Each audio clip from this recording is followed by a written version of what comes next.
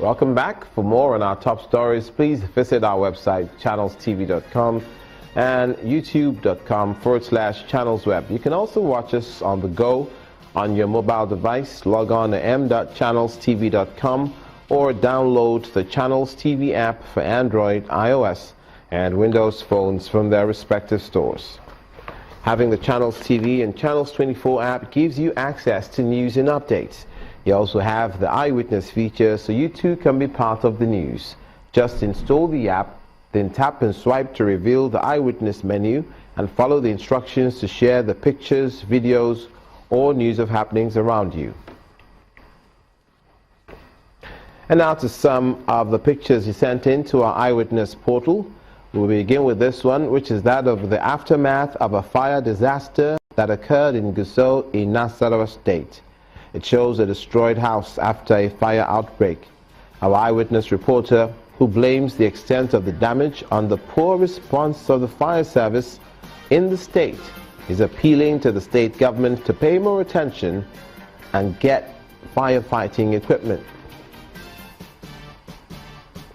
To southern Kaduna, to this next picture from Plateau State. It shows a group of youths engaging in a solidarity march against the killings in southern Kaduna, but it was held in Plateau State. With placards bearing various inscriptions at the State House of Assembly, the youth called for an end to the violence. And here's a very common sort of picture that is sent in to us of overladen vehicles. From Niger State comes this one, where we see at least 7 people crammed onto a car, sitting on the roof in the boot of the moving vehicle. Some of them are women. Our Eyewitness reporter says this number exposes them to huge risk, obviously. In addition to other passengers inside, it's too much. He expects people to be more safety conscious. In the southwest is this next picture, is that of a broken road divider, so-called, out of place at the Burger Yard bus stop along the Oshodi-Apapa Expressway. The Eyewitness is asking the authorities to urgently repair it to avoid accidents on the road. Also concerning roads in the southwest, the next one we'll show you is from Ogun State. Okay, we'll show you that at another time. But thank you for those pictures that you sent in, and please do keep them coming.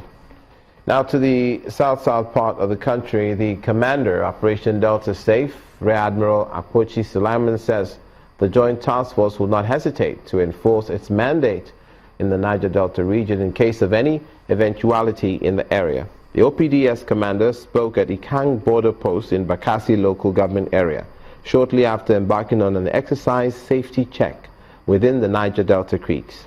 According to him, the exercise was intended to ensure the protection of Nigeria's critical infrastructure while nipping other forms of criminality in the bud. And are ready and are prepared for any eventuality. We are sure of enforcing the mandate that have been given to us.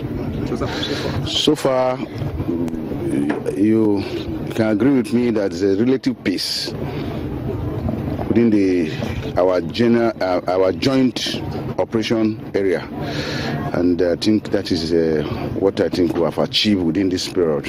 Where they should keep cooperating with the security agencies here, because we are essentially here to bring peace and prosperity to their domain. We have seen that we have attained some relative level of peace, and we are going to evolve strategy to sustain this peace. Also concerning security, but to the southeastern region of the country this time, Abia State, the Commissioner of Police, Adele Oyebade, has reiterated the commitments of the force to rid the state of criminals, hinting that this year will witness robust plans and security roadmaps to facilitate crime management and prevention. He insists that the police will also increase partnering with the public on information about crime happening within their domain, as well as rigorous training of its personnel on the protection of fundamental rights of citizens. Now, from there, we'll turn our attention to a case suspected to be that of polio by residents who've been detected in Ekpene, a key community of Dupani local government area in Cross River State.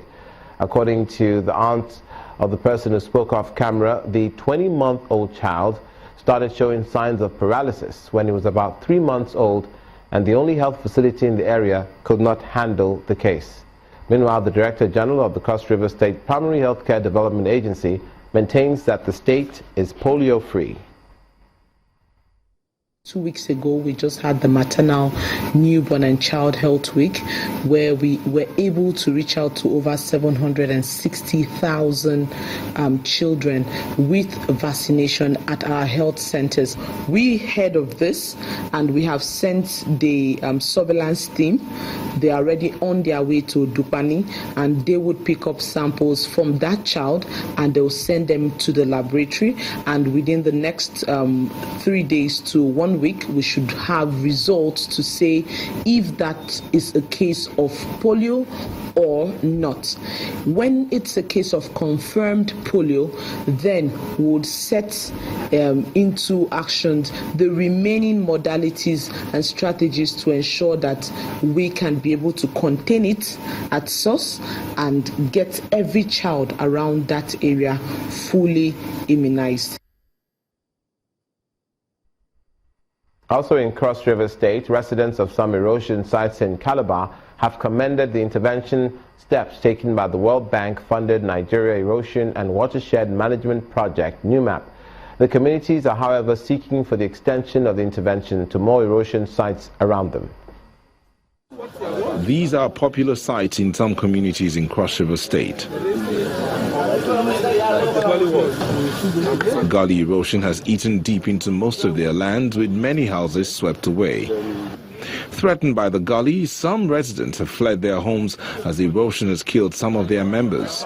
So many houses have been swallowed by the ravine. So many landlords have packed out. They are stranded. They don't even know where to stay. Many people's land have been forbidden by the gully. After several pleas to the federal and state governments, succor seems to have come their way. The Nigeria Erosion and Watershed Management Project, NUMAP, in partnership with the World Bank, has begun rehabilitation of the gullies. This has left residents excited. Past 5 years, this place has not been motorable, this place has not been accessible, because people who living around this area were using this place as a refuge bin. Presently now, the whole place is nice, and as you can see, it's motorable. Before they started the job, I was compensated. I shift from here to my new site there.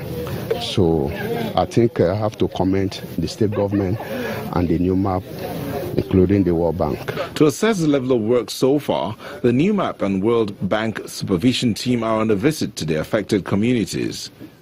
Working with the Cross River State government to bring this solution to you. Yes. He has been very, very supportive. He has paid his counterpart fund in the amount of 250 million naira already. Currently, we are working on 5 sites that incidentally happen to be in Calabar, but we also have earmarked additional 9 sites on the next wave of sites, and 2 of them are in the northern Cross River State. We have an array of requests from various communities, far more critical than the one we have just been to. People whose houses are about to collapse, who have been cut off from their houses, many of them. So we are treating them as they come. Yangan Sang, Ikore Kembre, Edemotop, Ikorawatim and Atakpa are communities under the rehabilitation watch of the agencies, and residents can't wait to see their farmland bring forth fruit again. You're watching news across Nigeria. Coming up, the Speaker of the Jigawa State House of Assembly has been impeached. Details when we come back.